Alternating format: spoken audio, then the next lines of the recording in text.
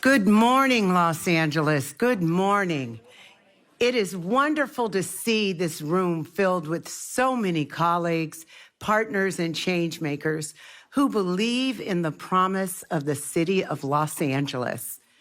Thank you for joining the Los Angeles Urban League's third annual State of Black Los Angeles. We are so thrilled to be on this beautiful campus of the University of Southern California. Isn't it beautiful? Isn't this room beautiful? Thank you. Thank you for being here. For 3 years now, the State of Black Los Angeles brings us together, not just to listen, but to look inward. It's a pause check on our progress, an honest reflection of how far we've come and how far we still have to go. Because real equity isn't measured in headlines or hashtags. It's measured in lives improved, doors opened, and communities strengthened. The Los Angeles Urban League has been a part of this city's story for more than 100 years. We've been seeing seasons of progress, and we've endured seasons of pain. But through it all, our mission has never, ever wavered. No matter where we come from, we have a fair shot at dignity, security, and opportunity. That work is not abstract. It lives in our neighborhoods. It lives in our streets. It lives in our classrooms, our workplaces, and our homes. This year's theme is Black and Brown, Solidarity in Action. Because, you know, progress doesn't happen in silos. It happens when communities, Black, Brown, White, Asian, Indigenous, and beyond all, come together. We stand shoulder to shoulder and say, we rise together or not at all. That's the heartbeat of Los Angeles. It is what makes our city resilient. It keeps Los Angeles Urban League grounded in the purpose. We are tackling real issues: access to quality health care, fair and inclusive employment, and the persistence inequities that often too much limit opportunities for entrepreneurs, small businesses, and access to capital. These are the issues that shape whether families can build stability, whether workers can thrive in dignity, and whether innovators of color can compete on a level playing field. They are all part of one ecosystem. When one struggles, the entire community feels the impact. And it is this moment when immigration and human rights are once again at the center of national conversation. Los Angeles must continue to lead with empathy.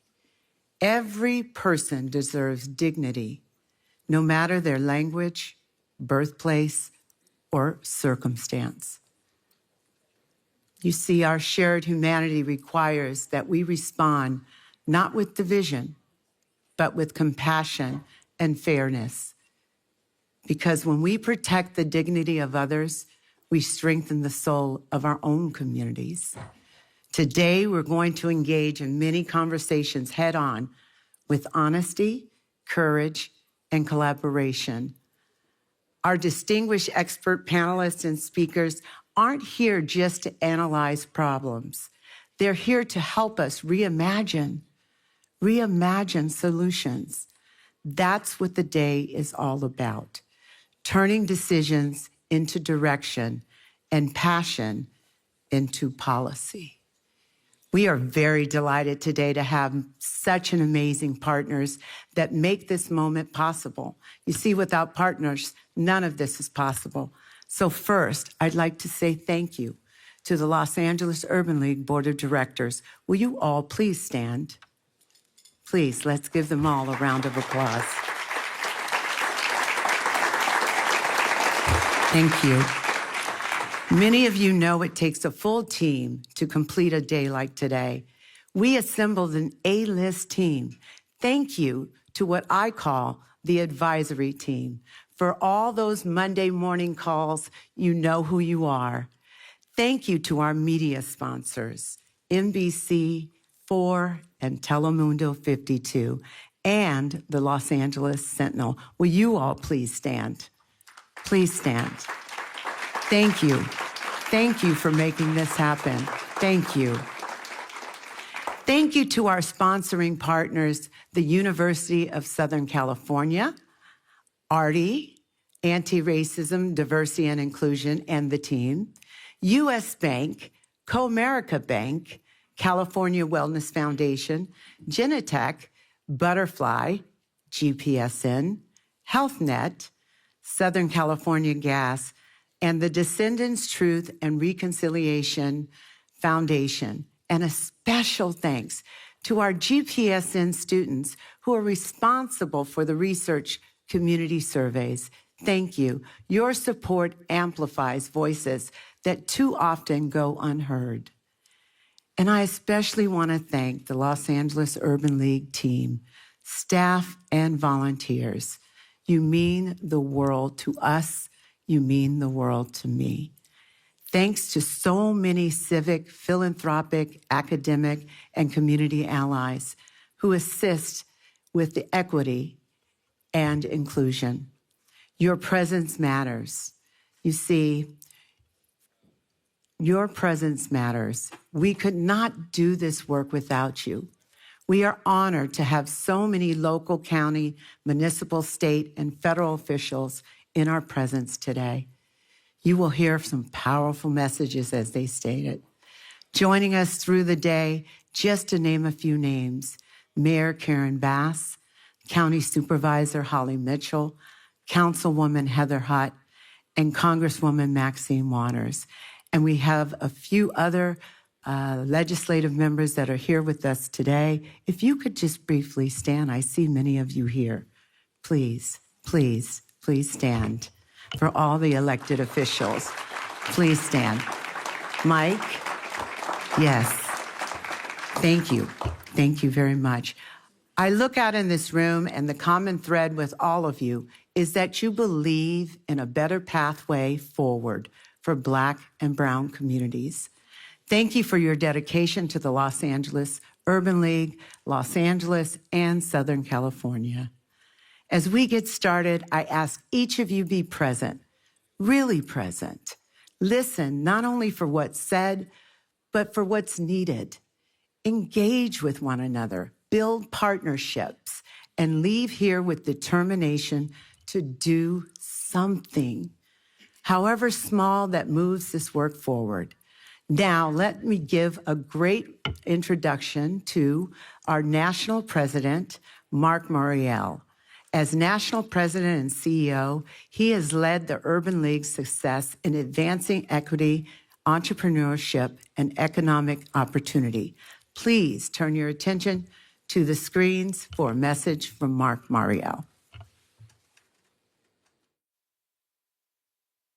Hi, I'm Mark Morial. I lead the National Urban League. And yes, all of you in the room, supporters, friends, staff, volunteers of the National Urban League should know that the Los Angeles Urban League is one of the jewels in the crown of the Urban League movement.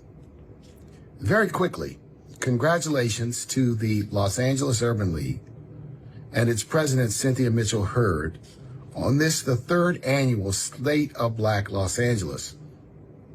I'm excited that this report talks about how African Americans and Latinos can work together, struggle together, and protect democracy and diversity together. So I want to salute the report and the hard work that goes into the findings and challenge every one of you, as we must challenge ourselves, to not let the report simply be words on the internet or in an email or in a report, but words that spur us to act, to find actual solutions to the challenges we face. We know, And you know well in Los Angeles that democracy and the rule of law are under attack. It requires us to show courage and to fight back. And I want to thank my friend and your leader, the mayor of the great city of Los Angeles, Karen Bass. If she's in the room, I want to thank her personally. If she's not in the room, I want to shout her out loudly for standing up and being the Karen Bass I've known for years. A principled leader who's not afraid to speak truth to power and to lead all of Los Angeles, not just some of Los Angeles. So let us go forward together in these difficult times. Yes, times of dark clouds, but times when history teaches us that when we work together, the hopes that unite us will always be greater than the fears that divide us. Congratulations, Los Angeles Urban League. Have an excellent event, and I hope to see you soon. Carpe diem.